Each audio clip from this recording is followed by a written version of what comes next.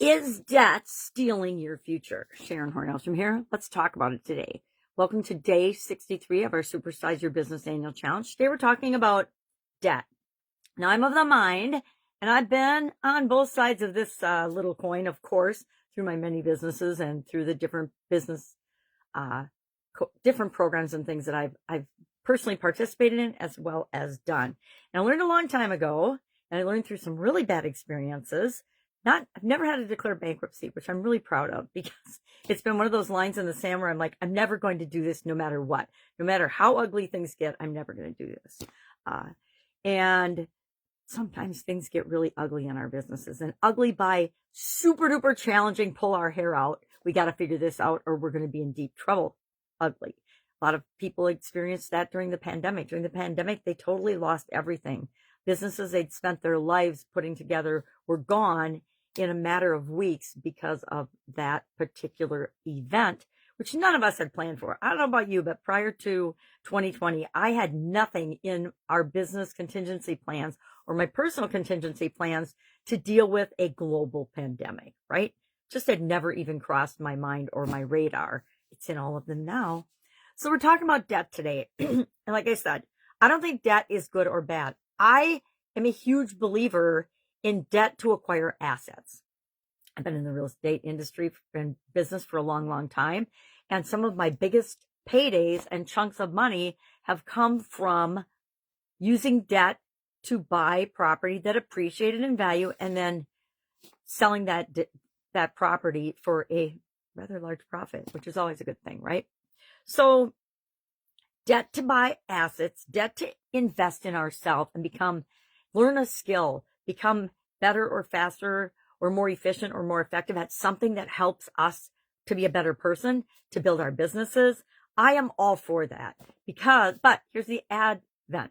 If you're going to go into bad debt to invest in yourself, you got to do the thing that you invest in, right? You have to take action. You have to actually do the program, do the course, take action on the coaching and the advice that you get from experts that you hire.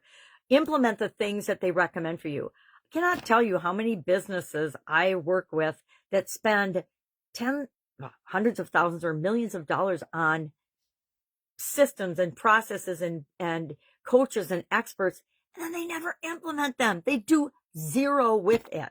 That is bad debt, in my humble opinion. So debt for operating expenses, to cover operating expenses, to me is the same as personal debt to support your lifestyle, or a lifestyle that you want to show off to people that isn't really true. So that's how I equate that. Personal life, lifestyle expenses, or expenses that aren't really necessary to be a good person, to live your life, right? If you're traveling a lot and always putting out, no, I travel and put it on credit cards all the time, but then I pay them off every month because some of them are business trips, etc.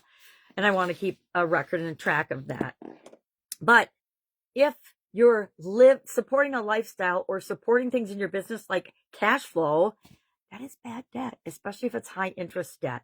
And you can very quickly fall into a cycle of decline.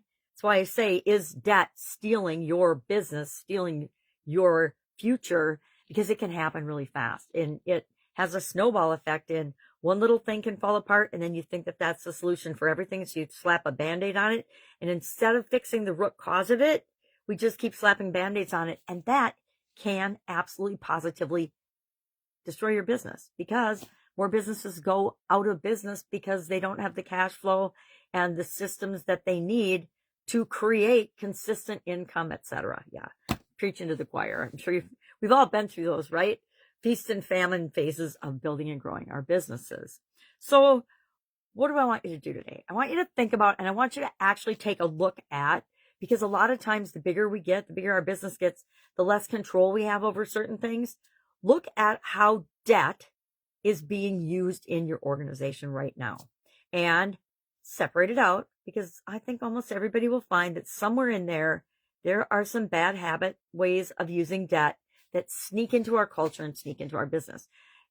Nothing wrong with that. We just have to be aware of that and then put a fix in place to start eliminating that. Now, I'm not going to tell you exactly how to do that because it's different for each and every one of our organizations.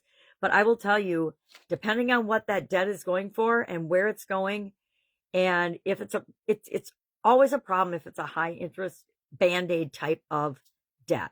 So we want to eliminate those things and think about and challenge the people that are having those in their area of expertise or their area of responsibility to say, what are you going to do once you get rid of this source of wasteful debt? What are you going to use that money that you save in your budget to actually grow and build your division, your department, your area of expertise, etc. So share in the comments below if you're going to look at this today and if you're committed to really analyzing, and if you've got only positive, great debt, no cash flow coverage, no seasonality of your business expenses, nothing like that, just put clean and clear or free and clear in the comments below.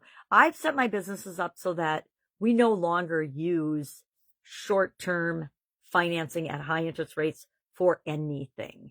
That's how much I've learned from my past mistakes that is a critical thing to do. All right, any questions about this? I'm glad to talk one-on-one about it. Share some horror stories if you want to hear them, but I'm definitely not going to share them publicly because that just puts more negativity and more stress and debt and things out into the world, and I don't want to do that. All right, have an awesome day, and I'll, of course, be with you tomorrow.